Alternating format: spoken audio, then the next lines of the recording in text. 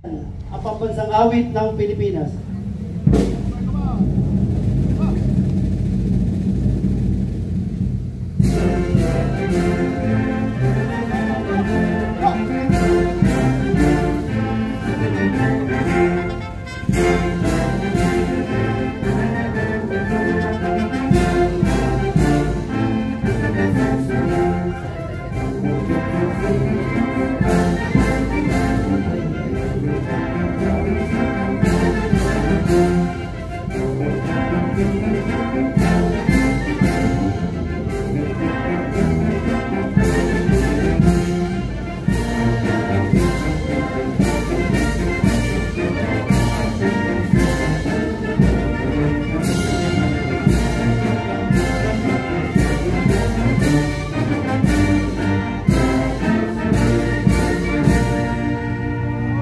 Taas po natin ang ating ganang kamay at sumubay sa amin. Panunupa sa watawat ng Pilipinas.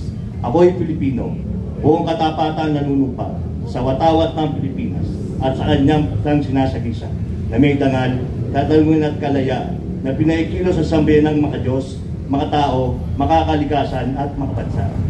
Sa ating Team PMO sa pag-host ng ating flag raising ngayong umaga, sa ating lahat, good morning, Vice Mayor Dodot, sa ating mga konsehal, yung mga ibang konsehal natin, tatanggap din po ng award ngayon sa Philippines Councilors League, tama sa PCL yun, kaya wala po sila. At yung iba naman may sakit. 3, 4 yata sa konsehal natin nagkasakit, kaya wala po yung iba. Sa ating mga kawani mula sa nasyonal at lokal na pamahalaan, muli po, good morning sa ating lahat. Merry Christmas! Paskong Pasko na, nakasakto. December na ngayon, di ba? Merry Christmas po sa ating lahat.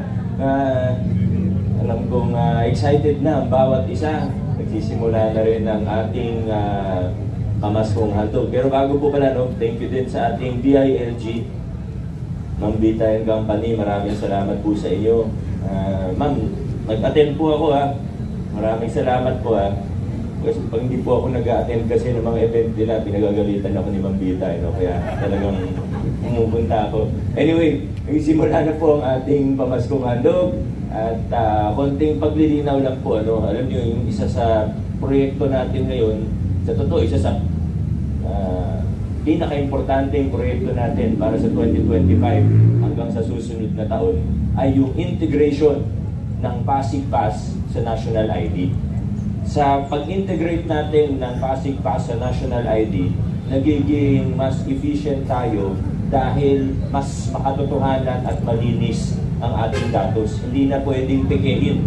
In nakaraang mga taon, ang daming fraud na nangyayari.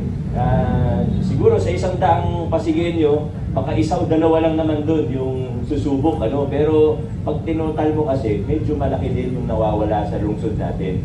Sa iba't ibang serbisyo, alam naman po natin, di ba? Pag may nasunugan, may susubok sumingit na hindi naman nasunugan. Pag alam nilang may financial assistance, siguro 1 o 2 sa isang komunidad, pero nagugulo yung buong sistema kahit konti lang po yung gumagawa. Ganon din po sa pamaskong handog. Napansin natin na may iba, baka 2 o 3 pamilya lang naman sa isang bahay o sa isang struktura, pero dinideclare nila 6, 7 para mas marami. Ang problema lang po kasi, pag may nanlalamang, may nawawalan. Yan po ang totoo.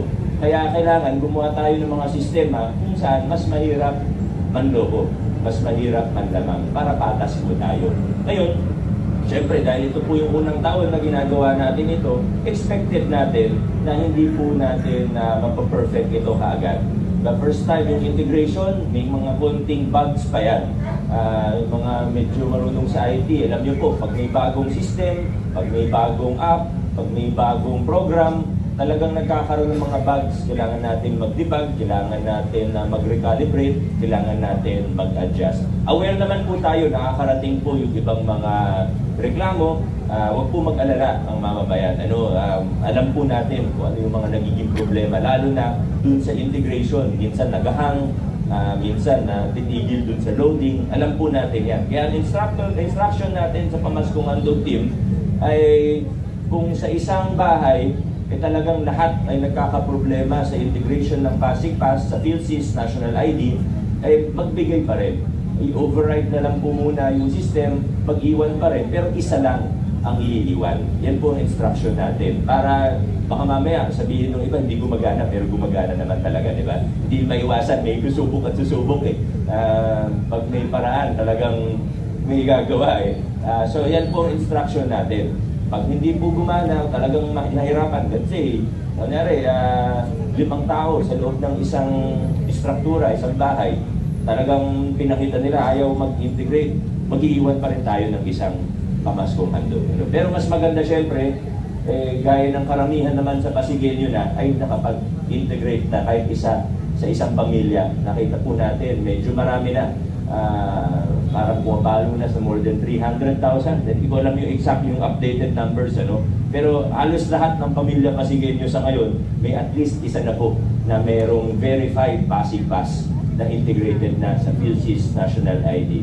Kahit may konting mga problema, may mga bugs yung system, tama pa rin na gawin natin ito kasi ito naman ay para sa kapakanan ng bawat isa. At makakatulong po ito, hindi lang sa pamaskong handog, pati sa planning natin, pati sa pagpapalangkas ng mga programa sa hinaharap, mula sa OSCA, sa PIDAW, pati sa engineering, magagamit natin yung datos na ito, no? Lalo na sa CPDO.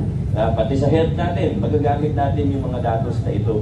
Malinis yung database natin, maayos tayo. Pag nag-survey, pag nag-CBMS tayo sa susunod, i-integrate pa rin natin. So paganda ng paganda, hanggang sa ospital, magagamit po natin yung sistema na ito. Kaya sana ay kahit may konting mga bugs, may konting gusot o problema, suportahan pa rin po natin yung programa dahil alam natin na pakikinabangan ito ng ating buong lungsod. Maraming salamat po at adjourn na po tayo. God bless po sa ating lahat.